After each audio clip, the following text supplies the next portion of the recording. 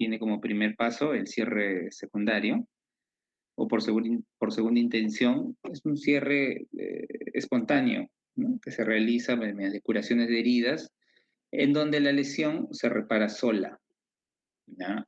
Entonces hay una cicatrización normal o patológica, pero se reconstruye. eh, en este caso se repara sola la lesión. Cuando una herida, una lesión es tributaria de sutura, para su resolución, el siguiente paso, bueno, es el cierre primario y los siguientes pasos que ya implican más complejidad, eh, los van a ver si es que ya no lo han visto en otras clases, ¿no? Eh, es importante que sepan el orden de esta escalera porque les va a dar el ejercicio mental para que puedan resolver o por lo menos tener la opción para resolver cualquier tipo de lesión, ¿no? Y el primer paso es el tema justo que nos ha tocado para inaugurar el capítulo, el cierre secundario, ¿no? La cicatrización, que puede ser normal o patológica, ¿no? Y vamos a ver de qué se trata esto, ¿no? Entonces, todo esto es antes de la sutura, del injerto, de los colgajos, que ya van a ser temas que me imagino van a ver. Creo que injertos ya deben haber visto. Y cierre primario es lo que ustedes ven en sutura de heridas en cirugía general, ¿no? Entonces, la cicatrización como tal, eh, cogí este artículo muy didáctico, ¿ya? Donde nos habla de las fases, ¿no? Que típicamente tenemos que entenderlas, ¿no? La cicatrización normal tiene 4 fases. Algunos hablan de 3, no consideran hemostasia como una fase. El artículo sí la considera. En verdad, cuando uno tiene una lesión, lo primero que aparece es el coágulo, ¿no? Cualquier herida, cualquier tipo de lesión que tengamos, sea cual fuese, lo primero que se forma es un coágulo, ¿no? Posterior a ello, cuando ya empieza a repararse el tejido por sí solo, ¿no? Empiezan las otras fases de la cicatrización, ¿no? La inflamatoria, seguida de la proliferativa y la maduración. Vamos a ver de qué trata cada una. La hemostasia, como ya lo mencioné, ¿no? Cualquier tipo de lesión disrumpe el endotelio, expone la lámina basal y activa las plaquetas. Esto lo han visto mucho en fisiología, en fisiopatología, ¿no? Cuando ven las cascadas de coagulación y cómo se activa la primera parte de la hemostasia, ¿no? Se da en los primeros minutos de cualquier tipo de lesión. Dura minutos nada más, hasta que se forme el coágulo. Pueden ser 6 minutos, 7 minutos, 9 minutos. El tiempo de coagulación, que es un examen auxiliar que se pide, ¿no?, a los pacientes, cuando uno hace estudio de coagulación, pide tiempo de coagulación, tiempo de sangría. El tiempo de coagulación precisamente está determinado por el tiempo en el que demora en formarse ese tapón, que generalmente es pues 9 minutos, 7 minutos, que es el tiempo que dura, ¿no?, esta fase. Es bien rápida. Se forma el tapón, el coágulo, y eh, inicia, ¿no?, la reparación. Si no se forma esto, pues el sangrado sigue y sigue y sigue y nunca va a empezar, ¿no?, la reparación. Una vez digamos, de estabilizada el sangrado, ¿no?, por esta primera etapa, sigue una etapa inflamatoria que empieza después de esto. En esta etapa, a la zona afectada acuden múltiples células de tipo inflamatorio, ¿no? Macrófagos, monocitos, linfocitos, liberan mediadores inflamatorios, citoquinas, ¿no?, como las que están descritas en el cuadro, y cada una va a tener una función que va a promover la inflamación, ¿ya? Hay vasodilatación, hay reclutamiento celular, y, y es normal en una primera etapa, ¿ya? Es normal. Cualquier herida, cualquier lesión, primero está roja, ¿no? El signo clínico es ese, está rojo. Y la inflamación le explica, ¿no? Entonces, cuando uno tiene una lesión y ya se produjo el coágulo, ¿no?, la hemostasia, ¿no?, y deja de sangrar, lo que viene es un reclutamiento celular. Entonces, hay en sí, debajo del coágulo, ¿no?, del coágulo de fibrina, empieza a haber reclutamiento celular. Hay macrófagos, hay neutrófilos, digieren el tejido desvitalizado, promueven factores de crecimiento angiogénicos para que haya mejor circulación una lesión que necesita repararse necesita oxígeno. Entonces, cuando hay una herida, se pierde la microcirculación en esta parte. Hay un coágulo de fibrina, ¿no? Encima de una costra, ¿no? Lo que ustedes ven por fuera como una costra. Por debajo se llena de células, ¿no? Plaquetas, neutrófilos, macrófagos. Se liberan mediadores para que acudan fibroblastos, que recién van a empezar a aparecer después, pero se libera pues toda una cascada inflamatoria y hay promoción de angiogénesis. ¿Para qué? Para que haya mayor reclutamiento. O sea, si hay más vasos, llegan más células. Si hay más vasodilatación, llegan más células, llega más sangre y llega más oxígeno. El oxígeno es el combustible para que todo esto empiece a repararse. Entonces, toda esta fase inflamatoria dura 2 semanas, 3 semanas, hasta 4 semanas podría ser. Pero empieza en el primer día, ¿no? O día 3, acá le ponen día 3, día 2, ¿no? Día después que el coágulo está bien formado, empieza a hacer esta proliferación, perdón, esta inflamación. Después de que ya pasan estas semanas, ¿no? Se reduce o se disminuye la actividad inflamatoria para pasar a otro tipo de proliferación celular. Esta proliferación celular que se da en esta fase proliferativa se da principalmente con fibroblastos. Como vimos en la placa anterior, en la lámina anterior, el fibroblasto es lo último que empieza a llegar. No quiere decir que no aparece, empieza a aparecer. ¿Y para qué es importante el fibroblasto? Porque el fibroblasto va a formar el colágeno, que va a ser como el componente principal que restituye la continuidad de la piel. Entonces, dentro de esta fase, ¿no?, que le sigue a la inflamación, eh, se reduce la cantidad de macrófagos, la cantidad de granulocitos, de monocitos, la vasodilatación se controla mejor, empieza a haber formación de colágeno, ya, proliferan más fibroblastos por sobre todo. Y le coloco acá, resalto mucho que requieren oxígeno, porque va a ser parte importante en explicar el tratamiento para el manejo de cicatrices. El oxígeno es vital para la reparación de una herida. En clínica lo entenderán muy bien, porque en clínica, pues, los pies diabéticos, ¿no?, los problemas vasculares dificultan la reparación y la cicatrización de heridas, ¿no?, en pie diabético, por ejemplo, ¿no? Entonces, el oxígeno es parte importante para reparar una lesión. Y aquí, en esta fase, hay una alta demanda de oxígeno para que se produzca más colágeno. Un colágeno inmaduro, por supuesto, ¿no? Como cualquier cosa que recién empieza a producirse, es inmaduro. El colágeno tipo 3, que es el que abunda en esta fase, es un colágeno inmaduro. También se forma la elastina, ¿no?, la que le va a dar elasticidad a la piel, ¿no? Y forman, con todo ese colágeno y fibras elásticas, ¿no?, forman lo que se llama granulación en esta etapa. Entonces, en la etapa proliferativa hay términos que hay que considerar, ¿no? Empieza a epitelizar la lesión, o sea, y empieza a producirse los cimientos de la matriz extracelular. Hay más angiogénesis, ¿no? Hay más vasos porque se requiere más oxígeno, y todo el conglomerado que se forman un tejido característico, ¿no?, en las heridas, ¿no? Es el tejido rojizo, que deben haber visto ya. Y este tejido rojizo se llama granulación.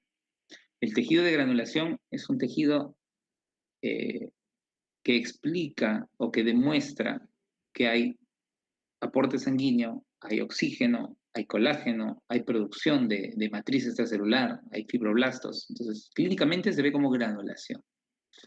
Y el depósito de colágeno que ya vimos, ¿no? Entonces, todo eso se produce en esta etapa. ¿A partir de qué semana, no? A partir de la cuarta semana, más o menos. Después de que ya pasó la inflamación. Ojo que estas fases no son separadas una de la otra, se solapan.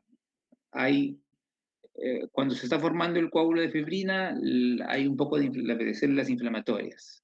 Y cuando la inflamación está bajando, la proliferación está empezando. Entonces, se solapan entre sí, ¿no? No es que tiene que terminar una para que empiece la otra. ¿no? Entonces ahí pueden ver, ¿no?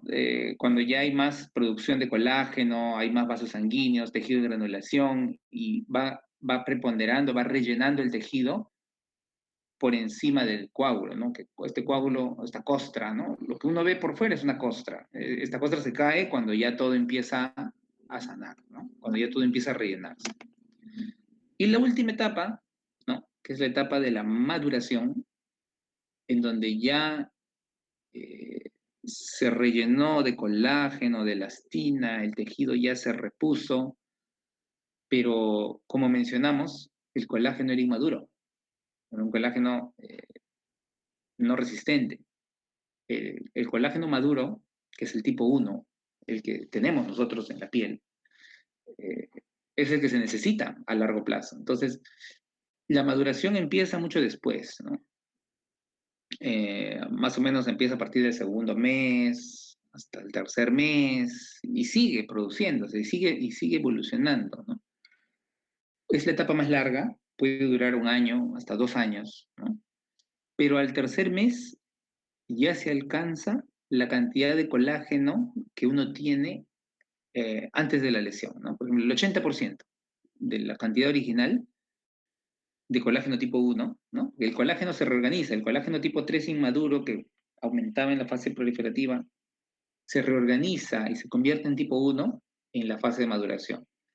Y a los 3 meses más o menos ya alcanza el 80% de lo que había al inicio. Nunca llega a ser el 100%. Una cicatriz nunca va a ser como la piel normal, pero alcanza valores muy cercanos a lo largo del tiempo, 90% podría llegar, ¿no? El mejor de los casos, ¿no? Con los meses todavía. Y demora un año hasta 2. Generalmente en la parte clínica uno les dice al paciente que la cicatrización demora un año, como un tiempo estándar, ¿no? De 6 meses por lo menos hasta un año. La maduración, por supuesto, porque la maduración cuando termine y la cicatriz ya esté madura, cuando la cicatriz ya esté madura y termine esta etapa de maduración, recién podemos hablar de un resultado final de la cicatriz. A nosotros nos preguntan mucho sobre cómo va a quedar una cicatriz. Cuando reparamos una lesión, la primera pregunta es, ¿va a quedar cicatriz o no va a quedar cicatriz? La cicatriz siempre está, nunca desaparece. Lo que tenemos que ver es, después de la maduración, qué tan notoria puede ser. Y el trabajo nuestro es que sea lo menos notorio posible.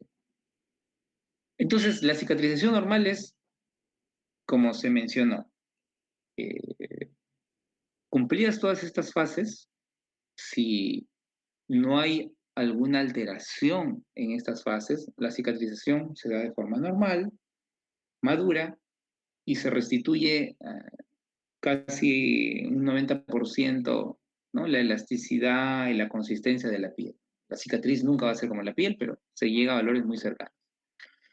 ¿Qué pasa cuando la cicatriz tiene algún factor que afecta una de esas fases?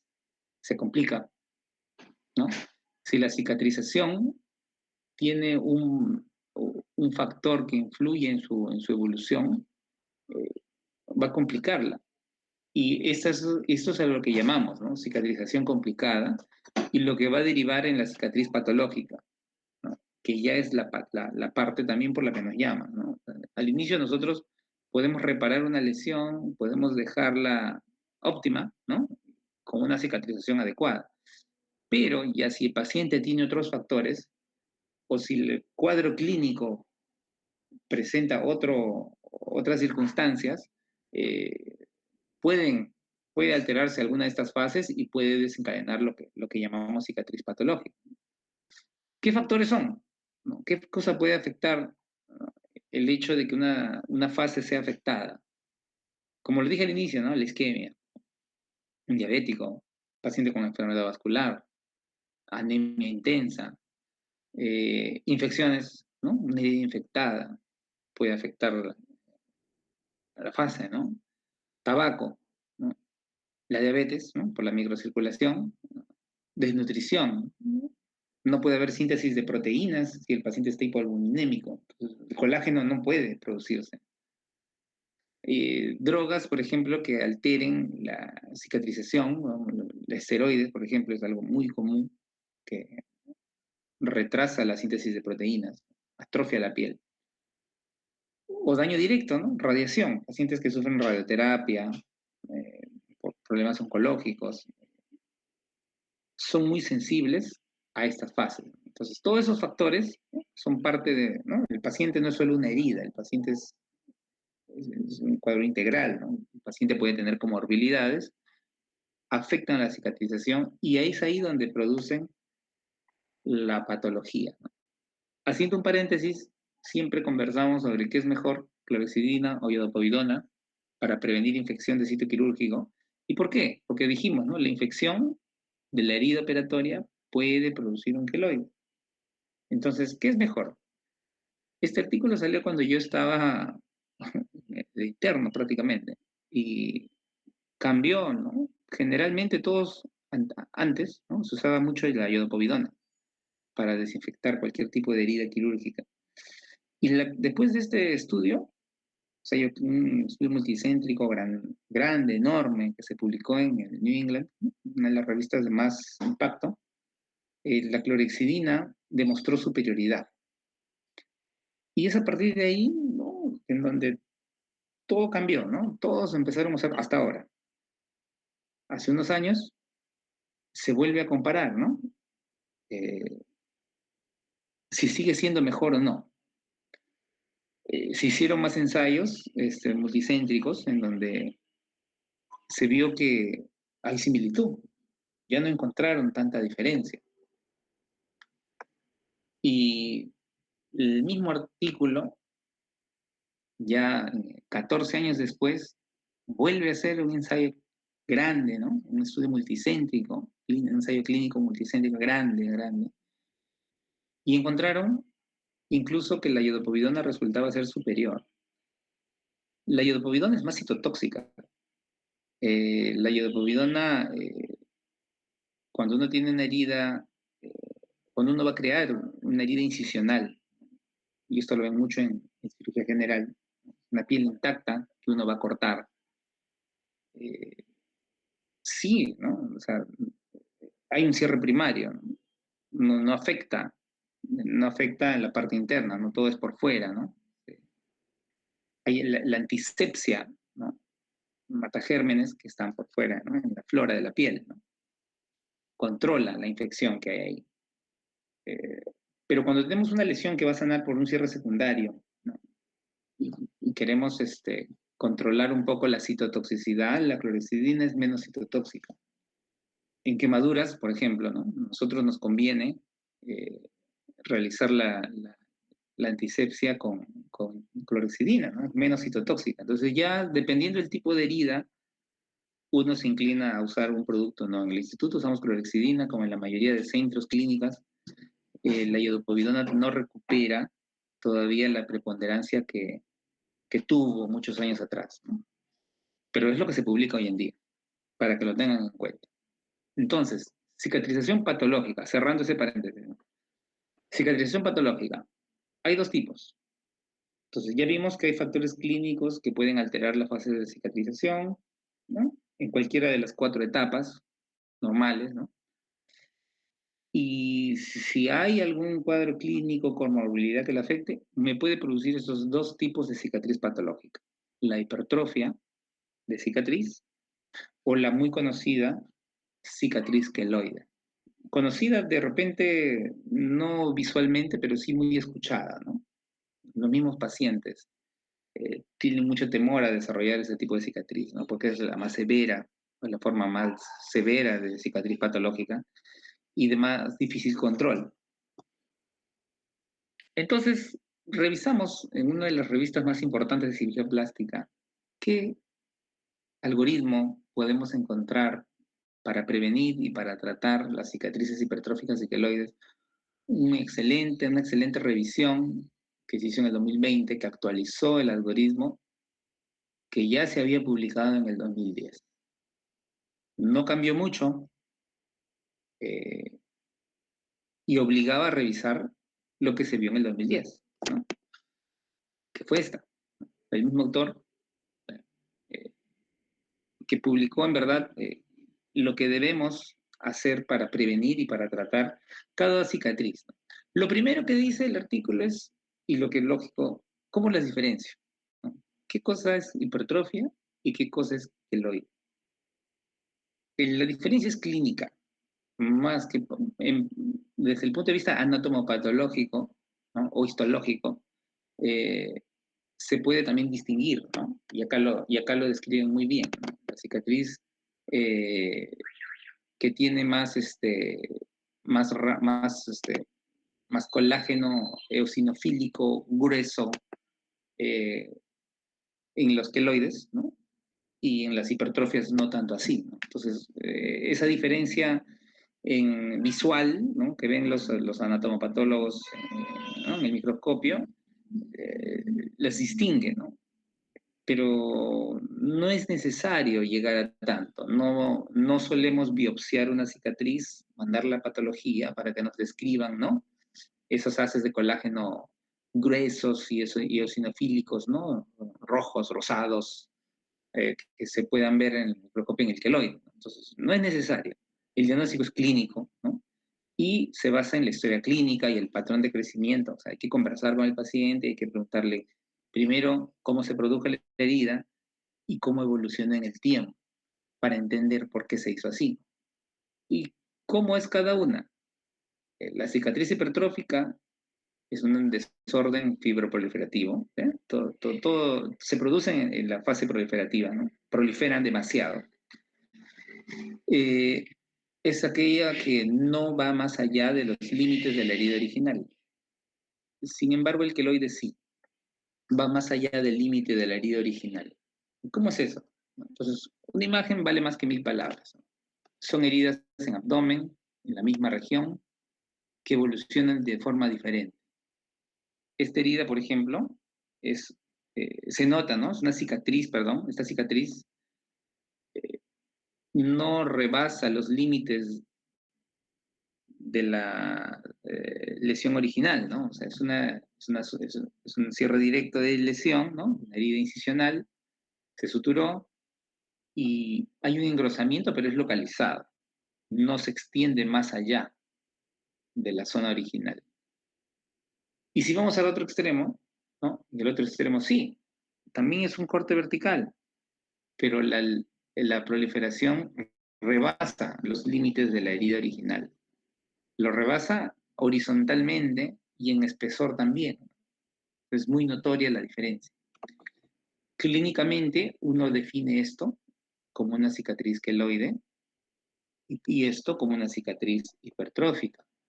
Puede haber un estado intermedio en donde parte de la cicatriz sea solo una hipertrofia y otra parte sea un queloide, también. Puede haber un estado intermedio en donde ambas se den. ¿Por qué? Eh, probablemente haya ciertas zonas en donde ha habido un diferente manejo, ha habido algo. Generalmente en quemaduras se ve mucho esto. Hay quemaduras en donde un pedazo se hace queloide y otro pedazo sana normal. ¿Por qué?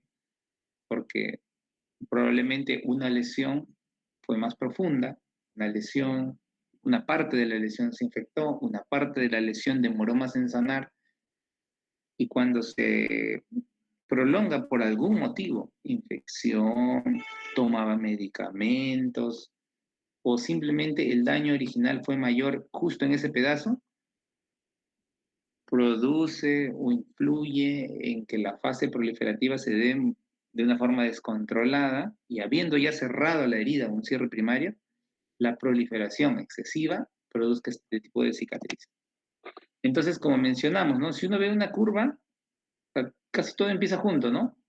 Pero la formación de tejido en la cicatrización normal se reduce en la remodelación, ¿no? Ya no hay tanta producción de colágeno, el colágeno se reorganiza y para los 6 meses llega a ser casi normal. En cambio, en la hipertrófica hay un aumento en la producción de colágeno, ¿no? Hay un aumento, pero que tiene un límite y que también va a bajar por sí sola, ¿no? La cicatriz hipertrófica se engruesa, pero no queda así para siempre. Se aplana, a veces de forma espontánea. Por supuesto que cuando van a la consulta no los dejamos que evolucionen de forma espontánea, ¿no? Se les da un tratamiento, pero eh, por historia natural de la enfermedad, por evolución natural, se sabe de que estas lesiones o estas cicatrices tienden a regresionar, algo que no pasa con los queloides. Los queloides proliferan, proliferan, proliferan, proliferan y siguen proliferando en el tiempo, ¿no? Llegan a una etapa de quietud, ¿no? Llega a una etapa, una meseta, por decir, de crecimiento, pero nunca evolucionan, se quedan así tal cual, con, sin tratamiento, ¿no? Con tratamiento, por supuesto que esto se baja un poco, ¿no? Se reduce el crecimiento, pero lo característico es que un queloide sea rebelde al tratamiento. Entonces, son dos cicatrices muy diferentes. Una se autolimita, o se puede autolimitar, la otra no. La otra rebasa los límites de la herida original, la otra no. La otra respeta sus límites. Y clínicamente se pueden distinguir muy fácil una de la otra. El tiempo de aparición es muy similar. Pueden aparecer al mes de producida la cicatriz. No las diferencia mucho, qué tanto inicia, qué tan rápido inician. Lo que las diferencia es el seguimiento. Por lo tanto, cuando uno ve a un paciente con cicatriz patológica, lo debe seguir.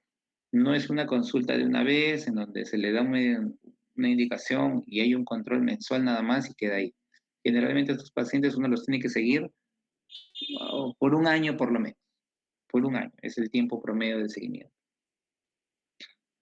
Así que para el tratamiento, eh, ¿qué es primero? ¿No? Ya sabemos distinguirlas. Ya sabemos qué es una hipertrofia y qué es un queloide. Lo siguiente es cómo prevenirlas, ¿no? Entonces, no voy a esperar a que aparezca para que recién se trate, ¿no? O sea, hay que saber cómo prevenir. Entonces, hay recomendaciones que uno puede hacer al paciente, ¿no? Cuando tiene una cicatriz reciente, ¿no? Todos los pacientes quirúrgicos que entren a traumatología, cirugía general, que entren cabeza y cuello, tórax, todos los pacientes salen con cicatrices, con heridas incisionales. No, no, en cirugía plástica, en un quemado, por ejemplo, hay que esperar todavía a que repitelice una quemadura, por ejemplo, ¿no? Y ya formada la cicatriz, tiene que empezar el proceso de control para que la fase proliferativa y de remodelación se den de la mejor forma. Entonces, ¿qué se recomienda? Primero, por ejemplo, evitar movimientos excesivos que estiren la herida, la cicatriz, perdón. Eh, Puede usar cintas, bandas, eh, por ejemplo, algo muy básico, ¿no? Uno tiene una cicatriz, le puede poner una cinta, esparadrapo, microporoso, ¿no? El de 3M, muy conocido. Y evitar mover mucho la zona. Por ejemplo, imposible cuando uno tiene una herida en la rodilla. Imposible no mover la rodilla. Eh, pero se les dice que eviten movimientos excesivos. Entonces, ya hay una noción. A veces el paciente ni la tiene y sigue jugando fútbol, ¿no? Al mes de suturado y empieza la hipertrofia y empieza el queloide, ¿no? Entonces se le debe recomendar, según dónde esté la herida, según, ¿no? La localización, según el tipo de herida, ¿no? Por supuesto que si es en el abdomen, ¿no? No va a haber mayor distensión ni movimiento excesivo. Entonces, no va a haber mayor problema ahí, ¿no? Debe de utilizarse otro tipo de medidas, ¿no? Evitar fuerzas mecánicas sobre la lesión, ¿no? Evitar friccionarla, ¿no? Y usar láminas de gel, ¿no? O esparadrapos, que es lo que le mencionaba, ¿no? Vamos a mencionar más adelante qué lámina de gel exactamente se utiliza para prevenir la formación de una hipertrofia anquiloide, ¿no? Para pacientes con heridas en el lóbulo auricular, hay que minimizar, por ejemplo, el contacto cuando se recueste, ¿no? Evitar la fricción. Hay muchas personas que se colocan aretes y desarrollan queloides, o no necesariamente un arete, sino un corte, una sutura en el lóbulo auricular, en la oreja. Cuando se recuestan, aplastan, friccionan. Entonces, ¿Y por qué hacen tanto hincapié en la oreja, no? ¿Por qué no en otra zona? También puede ser en otra zona, pero ¿por qué en la oreja? Porque es la tercera zona que produce más queloides en todo el cuerpo. La primera, ¿no? Es la región preesternal, la línea media del esternón. Todas las cirugías cardíacas, 90-95% acaban en queloides, todas las cicatrices. Es altamente queloidogénica. La segunda, y muy conocida por todos, es el hombro. El hombro, cuando todos tenemos un queloide ahí en el hombro por la vacuna que nos ponen, ¿no? Al nacer, ¿no? La BCG, ¿no? La BCG es la vacunita es una punción con una aguja muy fina, pero produce tal reacción que la cicatriz que se produce en esa zona termina siendo un queloide en la mayoría de casos. Eh, algunos pequeños, algunos más grandes, ¿no? Y la tercera es el lóbulo auricular. El lóbulo auricular también desarrolla mucho queloide. Eh, entonces hay que tratar de prevenir, pues, cuando alguien ve una herida en el lóbulo auricular, recomendar, ¿no? No friccionarlas, no apoyarlas. Y vamos a ver qué puede usar después, ¿no? Justo lo que viene son después. Heridas en el tórax también, ¿no? Por ejemplo, ¿no? Las mujeres que tienen heridas en tórax, ¿no? Justo lo que les mencionaba, ¿no?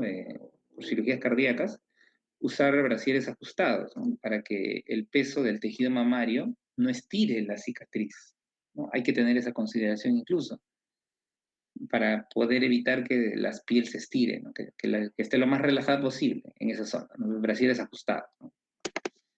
En regiones suprapúbicas, por ejemplo, ¿no? Las cesáreas, muy comunes, ¿no? Deben usar de preferencia eh, fajas, fajas, fajas, unas fajas para que puedan mantener la cicatriz con cierta compresión y plana, ¿no? Eh, por supuesto que la limpieza de una herida, ¿no? Eh, previene, ¿no? De que se infecte, ¿no? Hay que mencionar también que cualquier tipo de herida que se infecte puede desarrollar hipertrofia queloide. ¿Por qué? Porque una infección puede alterar una de las fases, ¿no? De la cicatrización normal. Y ustedes verán, pues, heridas infectadas, muchas en cirugía general, ¿no? Traumatología, infección de sitio operatorio, hay cualquier especialidad. Así que después de suturada la herida, mantenerla limpia, ¿no? Mantenerla limpia, desinfectarla, antes del cierre, ¿no? Hacer una adecuada limpieza de cualquier herida, en heridas contaminadas sobre todo. Y ya, piercing en el lóbulo auricular, que producen muchos queloides, ¿no? Hay que tratar de evitar el contacto con el material extraño. O sea, si es una perforación y hay mucha inflamación, retirar el cuerpo extraño. Hay muchas personas que lo mantienen para que no se les oblitere el orificio hecho. Y es un error. Si hay excesiva inflamación, hay que retirar ¿por qué? Porque puede promover la formación de una cicatriz hipertrófica. Por supuesto que no se den todos. Hay pacientes que no, se les puso roja la oreja, la dejaron, mantuvieron el cuerpo extraño ahí, ¿no? Para que no se les oblitere el orificio y no pasó nada, desinflamó solo.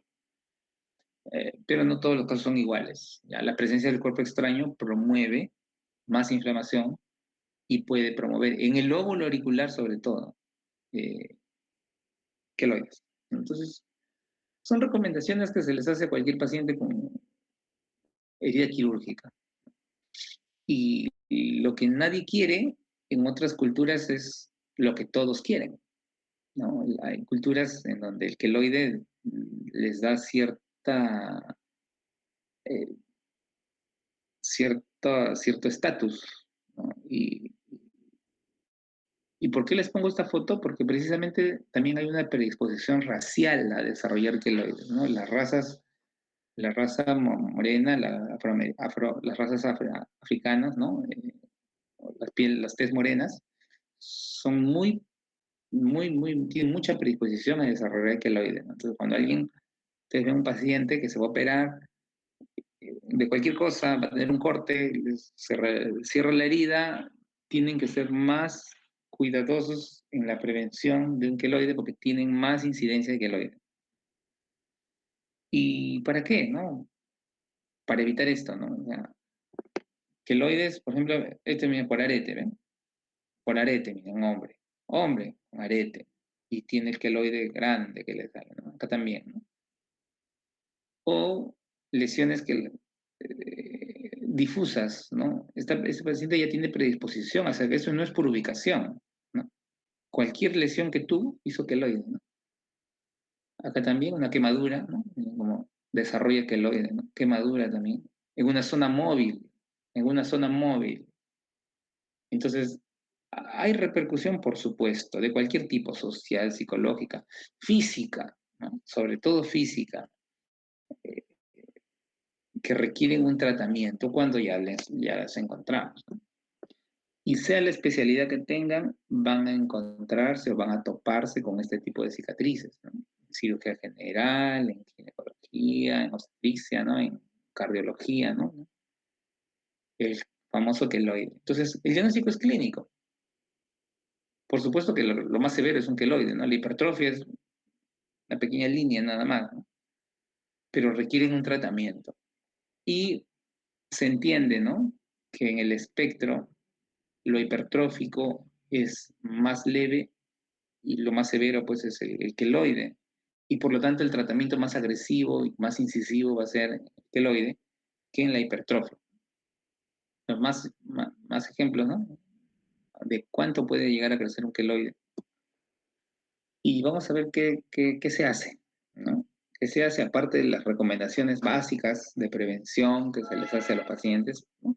Cuando recién tienen una herida, ¿no? Se les dice, usa láminas, acá, justo acá vamos a ver, ¿no? La lámina de gel de silicona, que es los tratamientos de primera línea para prevención de cicatriz hipertrófica, y empiezo con la hipertrófica porque es la más leve. Entonces, lo primero que debemos entender es que en el tratamiento no es una sola opción. El tratamiento es múltiple. Muchas veces se recurren a 2 o 3 opciones que en paralelo controlan la evolución de la cicatriz. Por supuesto que se empieza con el tratamiento conservador valorando el tipo de lesión. Si es una hipertrofia que recién empieza, pues voy a empezar con lo menos agresivo, dejando para el final la cirugía. Siempre el tratamiento quirúrgico es lo último que hay que hacer. Y el tratamiento pues va, ¿no? Desde terapia compresiva, uso de láminas de gel de silicona, inyección intralesional de corticoides, ¿no? La triancinolona es el corticoide de elección más común, el más usado. Se puede utilizar láser colorante pulsado para tratar cicatrices, sí, y la cirugía es lo último. Entonces, por ejemplo, acá hay una quemadura. La quemadura se injertó, sanó algunas partes, algunas se injertaron, y vean cómo queda después de mucho tiempo, 5 años, cuando ya maduró. Una herida, fue una herida grande, ¿no? Deja una cicatriz grande. Y ven este tejido rojizo, esta es la granulación, ¿no? Ese es el tejido que se forma en exceso cuando hay una etapa proliferativa prolongada, ¿no? Esta es la granulación. La granulación permite injertar sobre ella perfectamente, ¿no? Y la piel que se injerte queda así. Entonces es un paciente que ya tiene una cicatriz, ¿no? Es una cicatriz producto de una cirugía reconstructiva que cuando está al inicio está así, ¿no? Roja, rosada, ¿no? Está con fase inflamatoria. Por aquí vemos engrosamiento, ¿no? Acá hay fase proliferativa, ¿no? Que se da a la vez. Y tenemos que esperar a que pase el tiempo para que madure, para que se remodele. Y cuando pasa el tiempo, en este caso por el tamaño, pues no va a ser 6 meses, un año, 5 años, la cicatriz ya está madura, ¿no? ¿Cuáles son las características de una cicatriz madura? Palidez, ¿no? O hipopigmentación, que se nota el contraste, ¿no? Y elasticidad, ya esto, si ustedes lo tocan, debe ser un poco elástico, esto debe estar duro todavía, ¿no? Uno le hace un pinch test y no lo puede hacer, acá sí.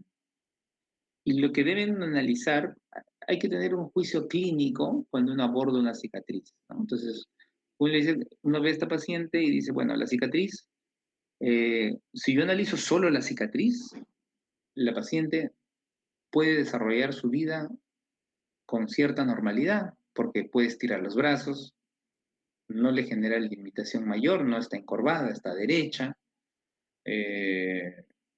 y mayor limitación funcional musculoesquelética no le genera. Por lo tanto, el tratamiento no es tan necesario ni riguroso, ¿no? Por lados está un poquito gruesito, sí, claro, mira, ha habido una hipertrofia. No se salió de los bordes, ni se engrosó demasiado, ¿no? Entonces, esto es una hipertrofia de una herida, de una reparación quirúrgica grande, ¿no? Esto no es una herida incisional, por supuesto. Y vean que no requirió mayor cosa, ¿no? O sea, la evolución fue de una hipertrofia que regresionó, ¿no? Entonces, no requiere más que lo clásico que puede haber sido conservador, la prenda elástica, por ejemplo. Precisamente esto es lo que usan todos los pacientes que tienen este tratamiento, ¿no? Entonces, se injerta y en esta fase se utiliza el manejo inicial, ¿no? Hay una hipertrofia inicial, no se le deja, o sea, no se le deja simplemente, eh, no se le deja que evolucione, simplemente se le coloca una medida preventoria, ¿no? Y la medida preventoria es esto. Uno de los primeros tratamientos para cuando hay hipertrofia de cicatrices es ajustarlo. La prenda elástica tiene como objetivo reducir el flujo sanguíneo, producir un poco de isquemia, que controla la cantidad de oxígeno que llega a la cicatriz y esa hipoxia controlada reduce la producción de colágeno. Entonces, el mecanismo es una asfixia, entre comillas, que promueve el hecho de que el oxígeno, ¿no? La falta de oxígeno, ¿no? Involuciona la herida, ¿no? Involuciona la herida. Así que se tendría que apretar todas las zonas en donde tenga cicatriz. Por supuesto que los que se queman todo el cuerpo tendrán que usar en todo el cuerpo, pero no es necesario cuando tienes heridas en ciertas partes, ¿no? Si solo te quemaste la mano, si solo tienes en la cara, o si solo tienes en el pie, o si solamente es una manga. Entonces, la prenda elástica es versátil, la usas en donde la necesites. La idea es mantener compresión. ¿Se debe usar todo el día? Sí, las 24 horas, porque si tú dejas de usarla, el suministro de oxígeno regresa y hay más oxígeno para más producción de colágeno, más proliferación, más engrosamiento y más clínica de cicatriz patológica. Entonces, si uno nota que aparece, debe empezar a usar esto inmediatamente. 24 horas al día, solo se lo saca para bañar y usarla por lo menos un año. Un año es el tiempo de uso de una prenda elástica. La otra opción, la siguiente, es lámina de gel de silicona. La lámina de gel de silicona es tal cual la ven. Ven acá, una pequeña cicatriz, el hombro, una zona muy queloidogénica. Entonces, ¿qué hago para prevenir que aparezca un queloide o una hipertrofia, ¿no? Ella se está engrosando un poquito, ¿no? Le pongo esa lámina. La lámina, como ustedes la verán, es transparente, adhesiva, se pega, ¿no? Es como un sticker. No lo pega sobre la cicatriz y la debe dejar todo el día también. Todo el día. Vienen muchas presentaciones. En este caso la estamos usando para hipertrofia, también puede usarse en queloide, pero como veremos, el queloide que es más agresivo, no, este tratamiento le hace pues cosquillas, ¿no? Pero ayuda. El tratamiento es múltiple. ¿Puedo usar mi lámina de silicona y encima mi faja compresiva? Sí, también. Todo lo que ayude, todo lo que suma en el tratamiento y no sea invasivo puede utilizarse. ¿Puedo usarla en una cicatriz antigua? También. También, porque las cicatrices de 2, 3 años pueden seguir todavía en fase inflamatoria, pueden no haber madurado. Si son patológicas, el tiempo de involución es variable, es largo. Así que se pega, ¿no? Hay vienen varios tamaños, mira, para cesáreas, para abdominoplastías, para cirugías mamarias, vienen en cuadrados, para todo el muslo, o sea, vienen de tamaños variados. Eh, ¿Y cuánto tiempo debería usarlas? Se dice que por lo menos el tratamiento debería ser de 3 meses. Se retira solamente para bañarse. Se retira, se baña el paciente y se vuelve a colocar la lámina. También debe usarla toda la cantidad de tiempo posible. Mínimo 3 meses, puede ser 6 meses, puede ser un año, porque acuérdense que el seguimiento de estas cicatrices y la involución es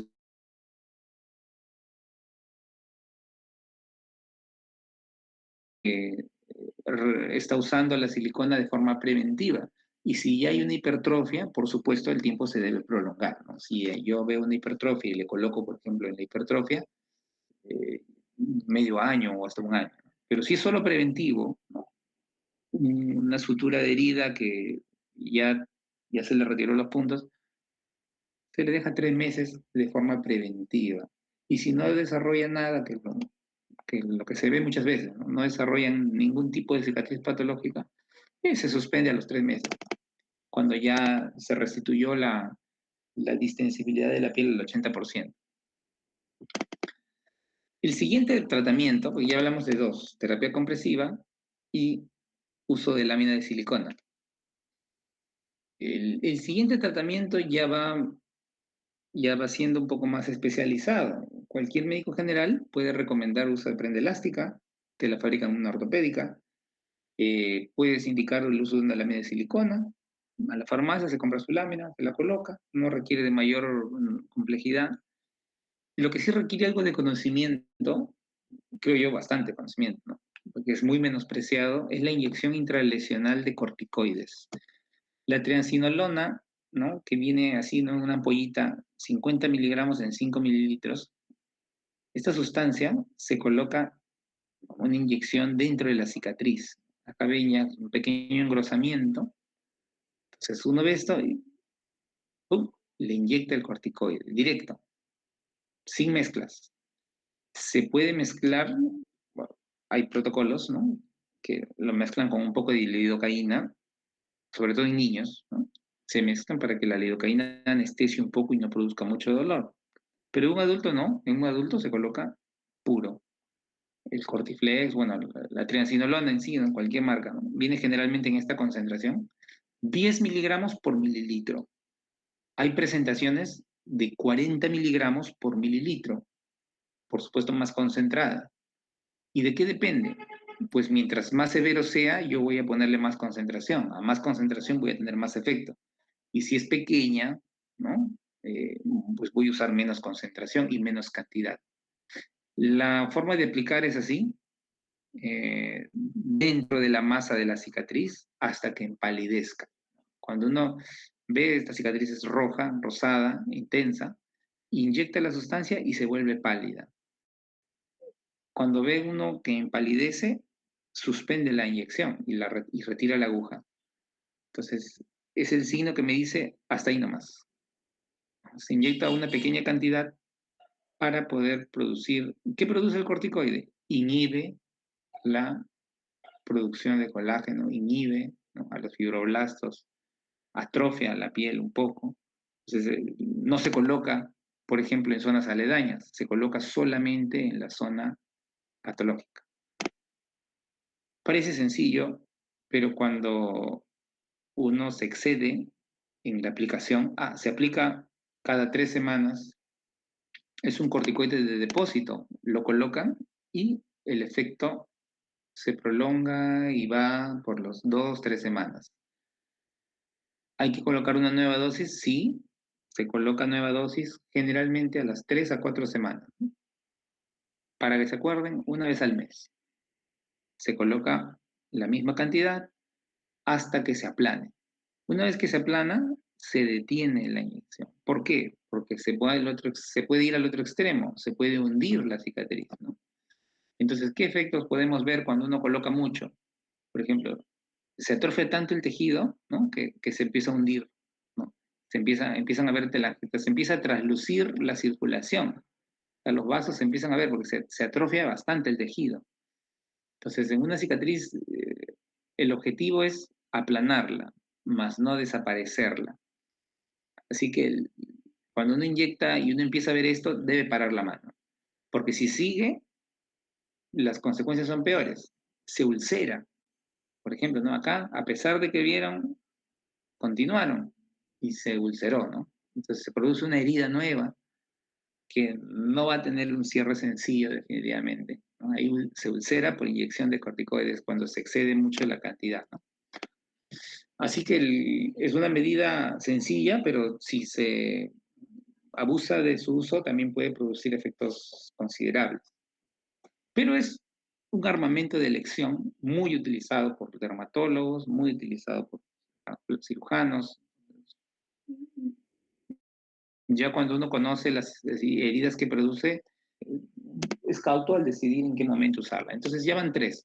Va la prenda, la lámina, el corticoide. ¿Las tres pueden usarse en simultáneo? Sí. Voy a mi consulta mensual, me inyectan mi corticoide, me pongo mi prenda elástica y debajo mi lámina de silicona. ¿Puedo usar las tres? Sí. Por supuesto que tampoco es bueno juntar demasiados tratamientos, ¿no? Entonces está bien que junte dos o tres, pero ya irme a cuatro o cinco cosas ya es demasiado. Entonces tengo que ir seleccionando, ¿no? El tratante, el médico tratante debe de seleccionar y escoger las mejores opciones según el tipo de cicatriz. Por supuesto, llegamos hasta inyección intralesional, si es una hipertrofia leve, va a ser suficiente y no va a requerir más. El, el láser, por ejemplo, que es lo que viene, ¿no? Es otra forma, ¿no? Que también ayuda. No voy a combinar láser con corticoide, por ejemplo, ¿no? El láser se puede usar solo, con un poquito de una prenda elástica asociada, podría ser. Por ejemplo, mire acá, la quemadura en cara, ¿no? Puedo usar solamente una prenda elástica, pero por la intensidad del color rojo que tiene, ¿no? Habla mucho de actividad inflamatoria, ¿no? Actividad inflamatoria excesiva, ¿no? Con proliferación abundante. Mira acá cómo se está engrosando toda la parte perioral. Quemadura por fuego, ¿no? Explosión de gasolina, ¿no? Entonces, ese eritema intenso y esa hipertrofia, eh, porque no es un queloide aún, ¿no? Hace que, bueno, en este caso se optó por láser, ¿no? Ahora, no hay mucha disponibilidad de tratamientos láser para cicatriz. La mayoría de láseres se usan para rejuvenecimiento, estética, ¿no? Han habido complicaciones por uso del láser, ¿no? Cuando a veces se les va de la mano y producen más quemaduras sobre la que ya había. Pero un láser bien llevado produce esto, ¿no? El láser colorante pulsado, que es el que se utiliza, ¿no? Y también 13 sesiones, ¿no? Son varias sesiones, por supuesto, ¿no? El láser colorante pulsado tiene como blanco los vasos sanguíneos. Entonces, el eritema es por la angiogénesis excesiva. Ya entendemos que hay angiogénesis en la proliferación. ¿Para qué hay angiogénesis? Para que haya más oxígeno. ¿Para que haya más oxígeno? Para más síntesis de colágeno. ¿Y qué hace este colágeno abundante? Hace toda esta hipertrofia. Así que, ¿cómo atacamos eso? Uno, si lo hago con prenda elástica, reduzco con la presión, reduzco el oxígeno. Es una alternativa, pero este láser tiene como blanco los vasos sanguíneos. Así que lo que ataca y coagula los vasos sanguíneos. Entonces, ese tipo de, digamos, de blanco hace de que llegue menos oxígeno a la cicatriz y ¡pum!, mejora considerablemente. Y se resuelve, ¿no?, en el tiempo. Por supuesto que este es un seguimiento largo, ¿no? Estos pacientes hay que seguirlos 1 año, 2 años, 4 años después recién, mira cómo ya maduró todo. Tratamiento largo, que hay que, y hay que escoger según la disponibilidad. En ese artículo, bueno, en un sitio que disponía de láser, ¿no? Y a todas las lesiones trataba de dar este tipo de manejo, ¿no? Entonces, el estudio, el láser solo, para no solapar y no tratar de enmascarar un posible efecto, ¿no? Querían ver si el láser solo daba efectos y sí, efectivamente el láser solo puede dar efectos. ¿Qué más? ¿Puedo usar mi lámina de silicona en toda la cara? Difícil, ¿no? ¿Quién va a tener una lámina pegada? ¿Una prenda elástica facial? Sí, eso sí puede haber sido un complemento bueno. ¿Puedo inyectarme corticoides en toda la cara? No. La inyección de corticoides debe ser algo localizado. No podemos inyectar todo el cuerpo.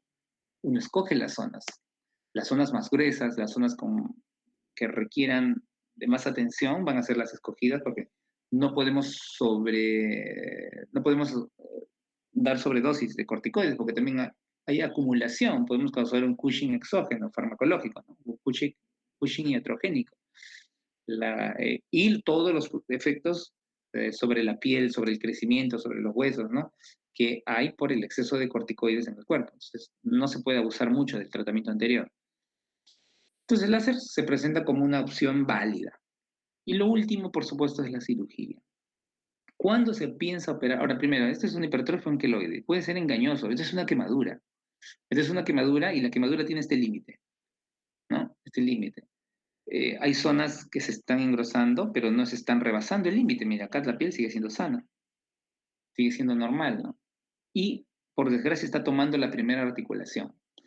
Entonces, cuando uno ve este tipo de cicatrices, tiene que ver, ¿genera limitación funcional o no genera limitación funcional? Si retrocedemos en el primer ejemplo, les mencionaba que no generaba limitación funcional, por lo tanto, no requiere manejo quirúrgico.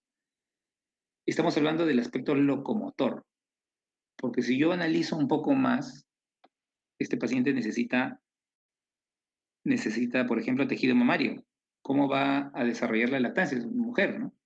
Entonces, este caso necesita una reconstrucción mamaria, pero ya es otro tipo es una cirugía reconstructiva para función, eh, para función de otro tipo, no locomotora. Entonces, aquí analizando solamente locomoción, la reconstrucción no es necesaria, no es necesario un acto quirúrgico para esto. Sin embargo, por ejemplo, acá sí. ¿Por qué? Porque no puedo hacer una apertura de la pinza adecuada, ¿no? El primer espacio está contraído por la cicatriz. Tengo que liberarlo. Ningún corticoide, ninguna prenda elástica va a hacer de que ese espacio aumente. Entonces yo decido que por función se debe operar. Entonces, si soy un médico general, identifico falla en el movimiento, debo derivarlo, ¿no? Para cirugía. Y si no hubiese, puede usar solo prenda elástica, puede usar quizás láser, puede usar corticoide. Bueno, no es un área tan grande, podría usar corticoide. Pero uno ve este caso y dice, no hay apertura adecuada del primer espacio, que es el más importante de toda la mano, debe derivar para una cirugía. Entonces, ¿qué hicieron? Se retiró o sea, el tratamiento es quirúrgico cuando hay alteración de función. Se retira toda la cicatriz y se le pone un injerto de piel. Y se resolvió.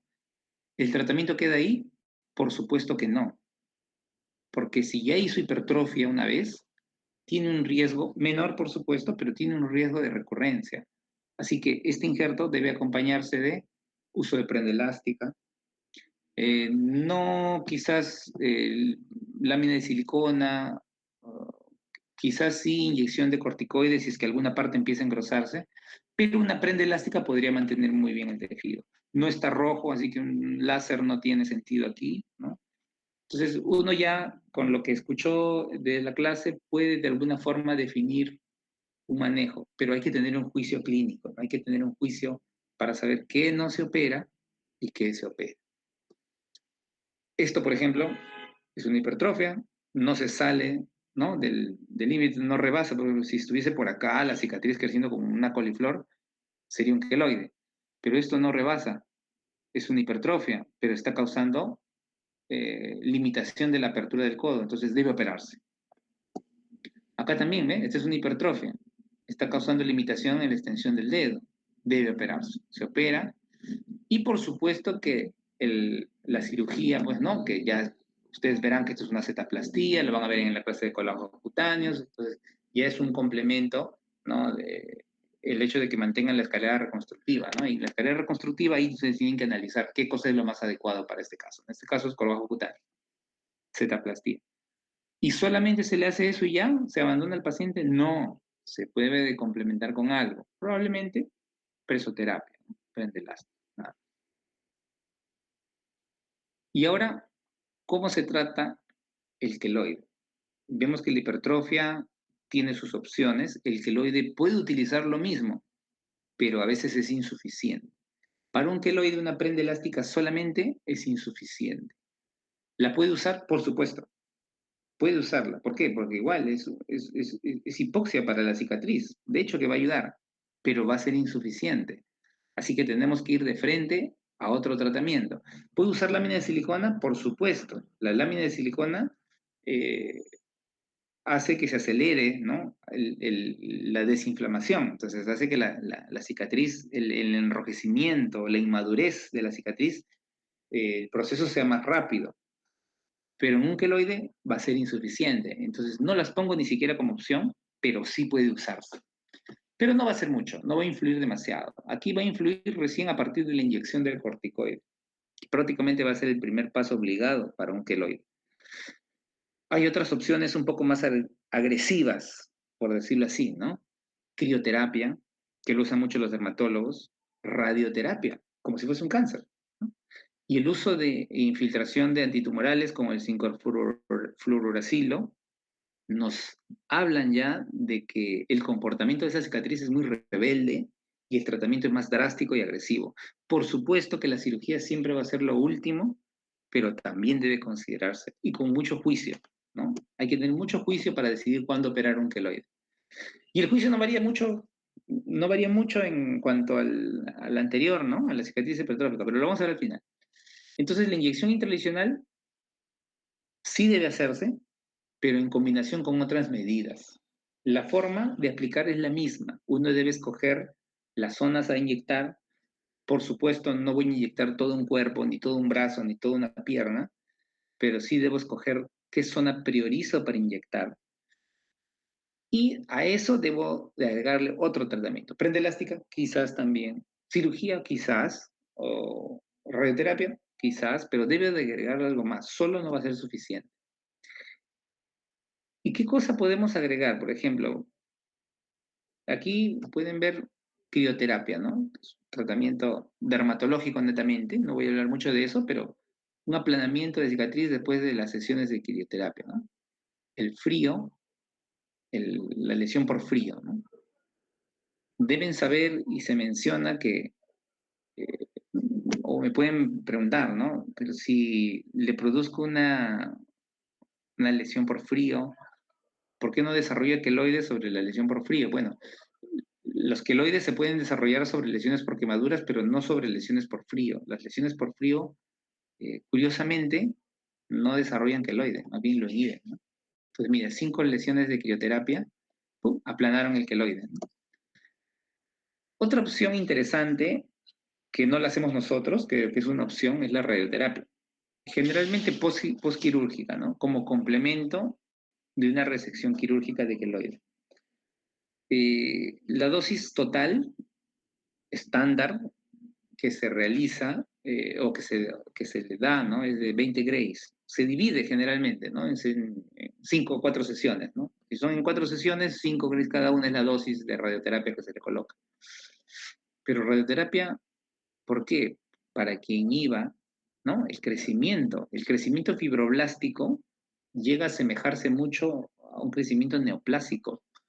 Así que la radioterapia también se puede utilizar, pero por supuesto, complemento de algo, solo difícil, ¿no? El tratamiento muchas veces es combinado. ¿Cuál es la mejor combinación? Es variable, va a depender mucho de la experiencia, de lo que dispongas, porque en un sitio no tienes todo.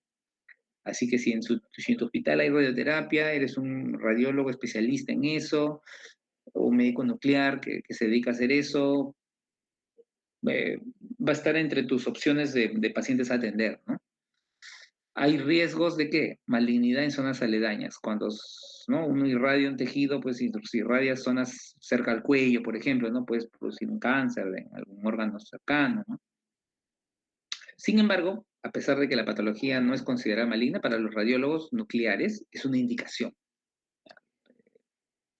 Eso está demostrado.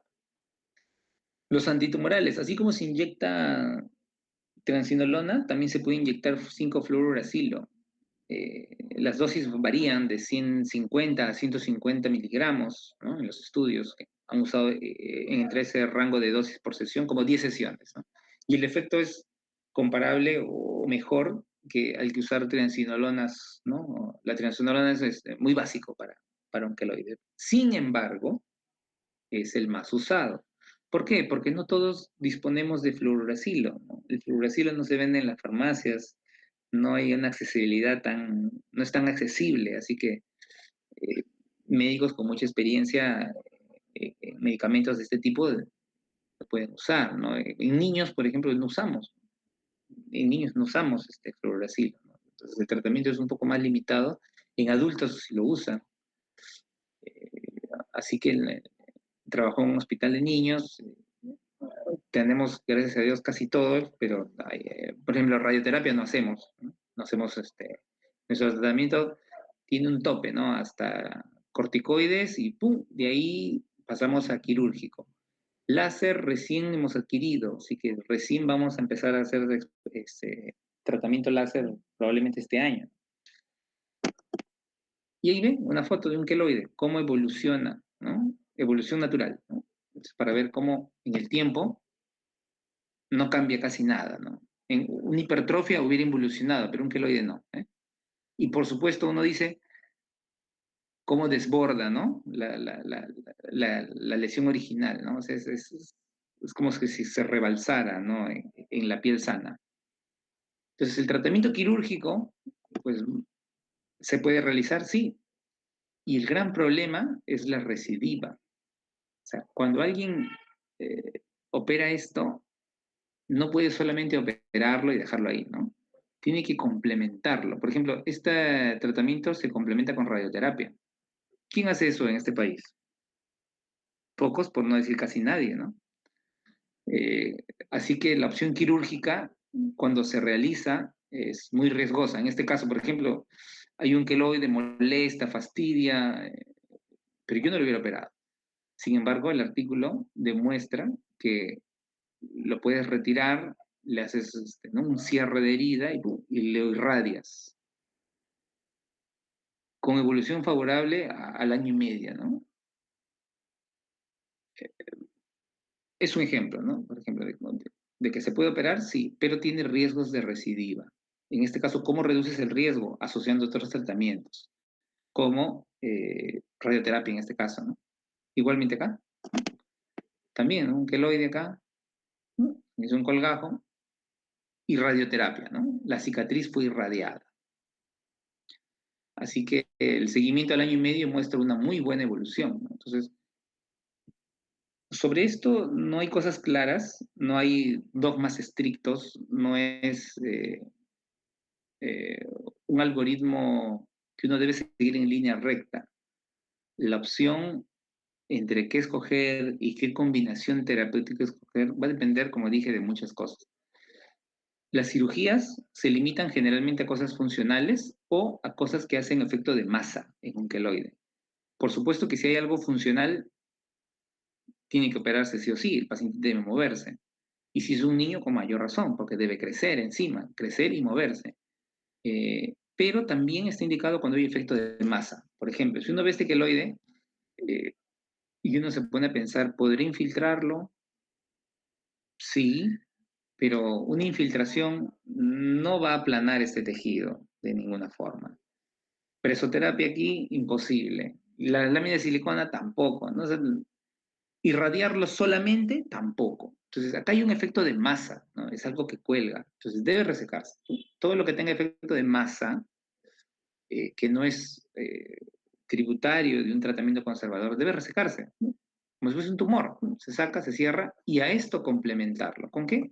Bueno, en este caso encontramos un estudio que lo complementó con radioterapia. Y si no tuviese radioterapia, pues trataría de usar algún pendiente, terapia compresiva, ¿no? Hay, hay pendientes de aretes de presión, ¿no? Que se pueden colocar aquí, en los bordes, para que puedan hacer presión y reduzcan el oxígeno que alimenta esa cicatriz. Por ejemplo, esta paciente tiene secuelas motoras, ¿no? Entonces acá, por ejemplo, este queloide no le deja abrir el brazo, no le deja estirar el cuello, entonces definitivamente es quirúrgica. Se reseca, porque no solo hay efecto de masa, sino también hay efectos sobre la movilidad, ¿no? La limitación funcional es una indicación quirúrgica. Y después de operarse, ¿deberá recibir otro tratamiento? Claro, en unos centros les harán radioterapia. Si no tenemos radioterapia, crioterapia. Y si no tenemos crioterapia, eh, le podrán poner corticoides, ¿no? O fluoracilo, ¿no? Pero lámina de silicona no hace mucho. Presoterapia sola no va a hacer nada, ¿no? ¿La presoterapia puede ser un complemento? Sí, le puedo poner su prenda elástica postquirúrgica. Entonces, ¿cómo la diferencio? La hipertrofia del queloide, al final, ¿no? Después de todo lo que hemos escuchado. La hipertrofia puede regresionar, el queloide nunca. La hipertrofia está confinada a la zona de lesión, el queloide no. La hipertrófica se desarrolla generalmente más rápido que el queloide. El queloide puede aparecer, es variable, puede aparecer al inicio, pero también puede aparecer meses e incluso años después. Uno tiene una cicatriz normal y después de 2 años, ¡pum!, explota un queloide. No se sabe por qué, pero es la historia de la enfermedad. En la hipertrofia, el crecimiento de la cicatriz se detiene. ¿Cuándo? No se sabe. Generalmente a los 6 meses o al año se detiene, involuciona. En cambio, el queloide no. Crece, crece, crece, crece y nunca evoluciona. Puede detenerse a veces el crecimiento, pero nunca involuciona. La cicatriz hipertrófica, por lo general, se da en áreas móviles, ¿ya? Como dije, en rodillas, codos, cuellos, ¿no? Por lo general, no, no es una norma. Eh, y se entiende por qué se desarrolla una hipertrofia, porque al ser móvil la zona estira la cicatriz, la fuerza, la tensión, promueve más inflamación, promueve más proliferación, por lo tanto se va a engrosar un poco, ¿no? En cambio, el queloide no, se va, por ejemplo, sobre el tórax, región preesternal, un área que no se mueve para nada, salvo cuando respires un poco, y se desarrolla de una forma espantosa, ¿no? El colágeno es diferente, ¿no? Eso se ve en el microscopio, ¿no? La orientación del colágeno es un poco mejor en la hipertrofia, en el queloide no, es más random, es más gruesa, es más intensa el color rojo, ¿no? La mucina también, ¿no? Es escasa aquí en la hipertrofia, el queloide, pero no es necesaria para diferenciarlos. Los fibroblastos son mayores en el queloide, claro, porque crecen un montón, se contraen más, y el queloide pues tiene una forma muy exuberante, ¿no? Una forma de domo, con pedículo grande, ¿no? Exorbitante, ¿no? Pasa las zonas de la herida. En cambio la otra no, es más plana, puede ser amplia, pero es más plana. Bien, no sé si hay preguntas, con eso sería todo. ¿Preguntas?